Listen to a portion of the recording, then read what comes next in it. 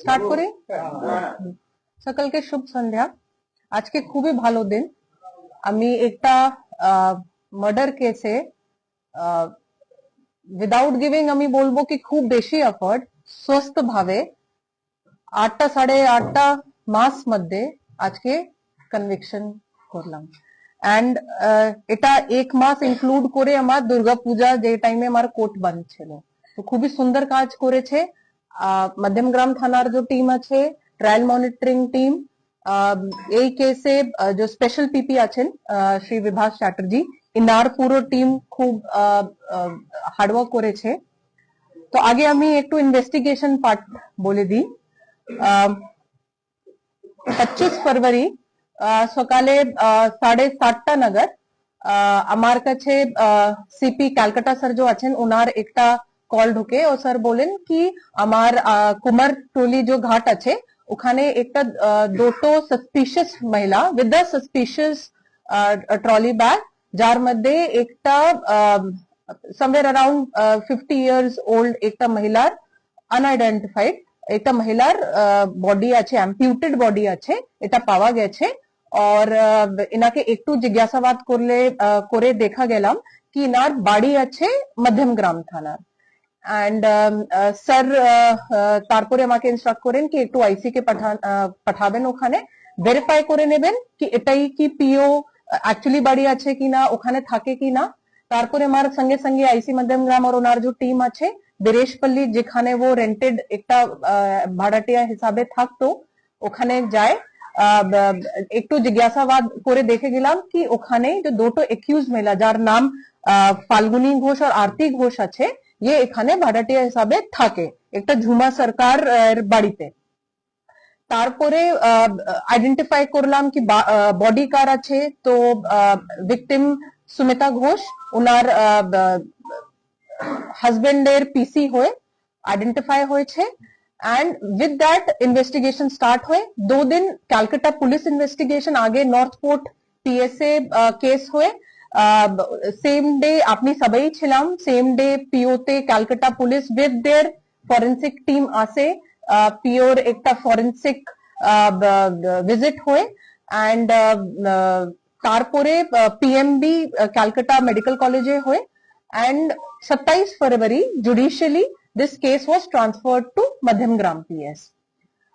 তারপরে যখন আমার এস্টাবলিশ হয়ে গেছে কি পিও আমার মধ্যমগ্রাম থানার বিরেশপল্লীতে যে ভাড়াটিয়ার বাড়ি ছিল ওখানেই আছে। তারপরে ইনভেস্টিগেশনে আমি সবচেয়ে আগে শোন অ্যারেস্ট দেখিয়ে যে দুটো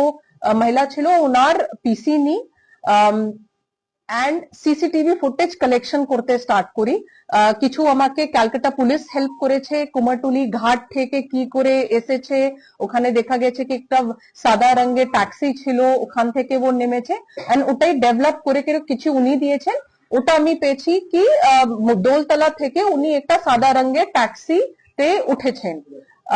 এর আগে যখন পিছে ডেভেলপ করেছি তখন ওনার বাড়ির কাছে একটা সিসিটিভি পেয়েছি কি ওখানে একটা ট্যাক্সি ভ্যান ওয়ালা আছে ওকে হায়ার করে ওখান থেকে দোলতলা গেছে। সো ফর দিস প্রসেস আমি we did get pattern analysis जो হয় যেখানে ওর ডিটেলে পিপি সাহেব বলে দেবেন কি गेट पैटर्न एनालिसिस है बेसिकली सीसीटीवी कैमरा में जे रकम मूवमेंट एक्यूज्ड पार्टीर দেখে যাচ্ছে same movement with order of court কিছু ছবি আর ভিডিও নেওয়া হয় এন্ড তারপরে এটাকে কম্পেয়ার করা হয় and depending on the result this has been accepted as a exhibit by the learned court। এর अलावा भी গুগল ম্যাপিং করেছি যখন 25 তারিখে সকালে পিও থেকে বিরেশপল্লী থেকে আপটিল কুমারটুলি ঘাট ये কি করে গেছে ये পুরো আমি প্ল্যানারকে দিয়ে গুগল ম্যাপিং করেছে। This was also produced as a exhibit in our case. अगर আমি হিকআপ সে या फिर টাফ এখানে বলবো যে আমার মধ্যমগ্রাম থানা খুবই ভালো কাজ করেছে ইনিশিয়ালি ছিল কি কখন এসেছে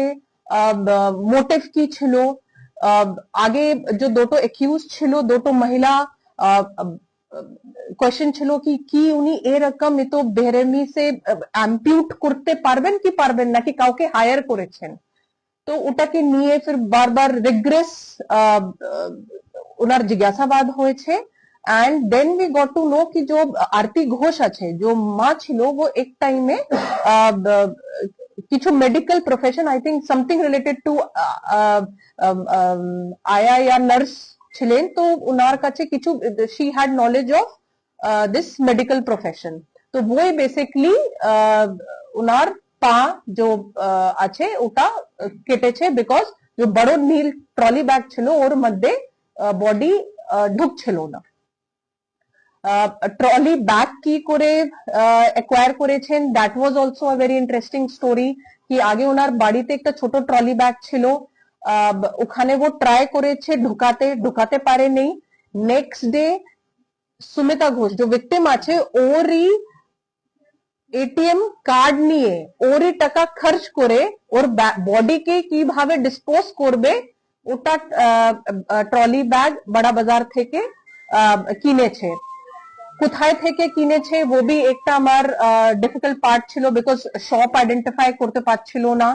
দুটোই যে অ্যাকিউজ পার্টি ছিল and later on that person যার শপকিপার ছিল হি ওয়াজ পার্ট অফ আর উইটনেস টোটাল 64 উইটনেস ছিল এই কেসে 32 আই থিংক এক্সামিন করেছেন ওয়ান অফ দ্য রিজনস কি যে আমার ইম্পর্টেন্ট উইটনেস ছিল আর আই থিংক যখন 25 তারিখে ঘটনা অ্যাকচুয়ালি আপনি দেখবেন 23 তারিখে রাতেই হয়ে গেছে एक रात और पूरा दिन ये বাড়িতে রেখেছে 24 তারিখে গেছে ये सब কিনতে और জুয়েলারি বি শপে বিক্রি করেছে ওখান থেকে টাকা নিয়েছেন লেটার অন ये सब যখন এস্টাবলিশ হয়েছে তখন we got to know কি এখানে লোভ greed was the primary motive because Sumita ঘোষের जो হাজবেন্ড ছিল ওর সঙ্গে খুব ভালো রিলেশন ছিল না ওর কাছে প্রপার্টি এন্ড কিছু ক্যাশ ভালোই কিছু অ্যামাউন্টে ওর অ্যাকাউন্টে ছিল তো এনার গ্রিড ছিল কি একে হটিয়ে এর থেকে ये सब এর নিজে নামে করে নেবে या फिर এটাকে নিজে অ্যাকোয়ার করে নেবে সো তারপরে আই থিংক 20 মেতে 25 ফরवरीতে 27 তারিখে মধ্যমগ্রামে কেস হয়েছে তারপরে 25 মেতে বি সাবমিটেড ফার্স্ট চার্জশিট আমার মে মধ্যে 22 তারিখে কমিটমেন্ট হয়ে গেছে তারপরে সামার ভ্যাকেশন ছিল I think court selection be in June হয়ে গেছে and I think from 19th of July আমার এভিডেন্স স্টার্ট হয়েছে and within 3.5 month Bibhas Babu 32 witness করে আমার উইটনেস সেপ্টেম্বরেই শেষ হয়ে গেছিল argument was in September and because of Durga Puja vacation জন্য একটু লেটে 31st এ জাজমেন্ট দিয়েছেন উনি কনভিকশন হয়েছে এন্ড আজকে উনি সেন্টেন্স দিয়েছেন লার্নিং এটা বলবো কি এখানে কি করে সায়েন্টিফিক এভিডেন্স কে দিয়ে ভালো করে আপনি একটা এস্টাবলিশ করতে পারবেন কনভিকশন করাতে পারবেন and in cases like murder যেখানে আপনি দেখেছেন 2 3 4 বছর কেস চলে ওখানে ইফ ইউ প্ল্যান अहेड मतलब আমার মধ্যমগ্রাম থানা যে টিম আছে আইও আছে বিভাস চ্যাটার্জি আছেন ইনি আগেই मतलब আমার চার্জশিট বি আই থিংক 1 মাসই হয়েছিল কেসে এন্ড ইনি আগে কিভাবে ট্রায়াল করবেন কিভাবে এভিডেন্স নেবেন পুরো একটা চার্ট রেডি ছিল এন্ড ওই চার্টকে ফলো সুন্দরভাবে করেছি এন্ড তারপরে ওয়ান্স আমার কেস কমিট হয়েছে আমার trial monitoring team everyday monitor করতো বলতো এন্ড উইদাউট গিভিং ওটাই আমি বলছি কি without giving too much of effort সুন্দরভাবে স্বচ্ছভাবে আমার কেস কনভিকশন হয়ে গেছে thank you this is from my part I think court পার্টে পিপি সাহেব একটু ডিটেইলে বলে দেবেন তো আমাদের एसपी मैडम,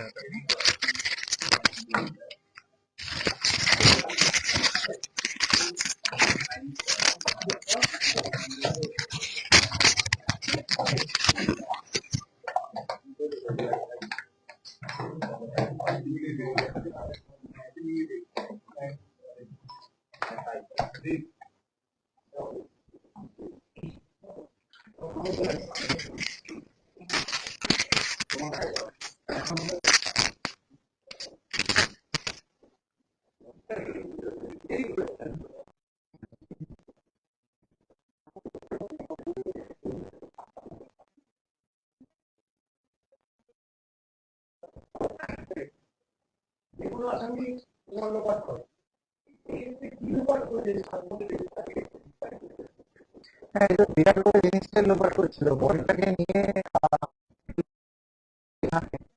এবং তার আগে বেশ কিছু এভিডেন্স আছে, কারণ এই কেসটা সার্কামস্টেন্সিয়াল এভিডেন্সের উপর দাঁড়িয়ে কেউ মার্ডার হতে দেখেনি, আমাদের কোনো আইউইটনেস ছিল না। একটা কথা বলে রাখি যে সার্কামস্টেন্সিয়াল এভিডেন্সের কেস প্রুভ করা ইনভেস্টিগেটিং এজেন্সি এবং প্রসিকিউশনের পক্ষে একটা চ্যালেঞ্জ, এবং সেই জন্য এবং যেহেতু ম্যাডাম বললেন রেগুলার বেসিসে এবং পুরো এন্টায়ার টিম এবং অবশ্যই আরো এবং নতুনগ্রাম থেকে আইসি মিডিয়া আছেন, একটা টিম ওয়ার্কের মতো কাজ করলে আমার মনে হয় এভরিথিং ইজ পসিবল। এই মামলাতে আমরা দেখেছি যে প্রমাণ লোপাটের ক্ষেত্রে একটার পর এক স্টেপ নিয়েছে, যেমন ব্লাড মুছে নেওয়া বা যে ইটটা দিয়ে ওনাকে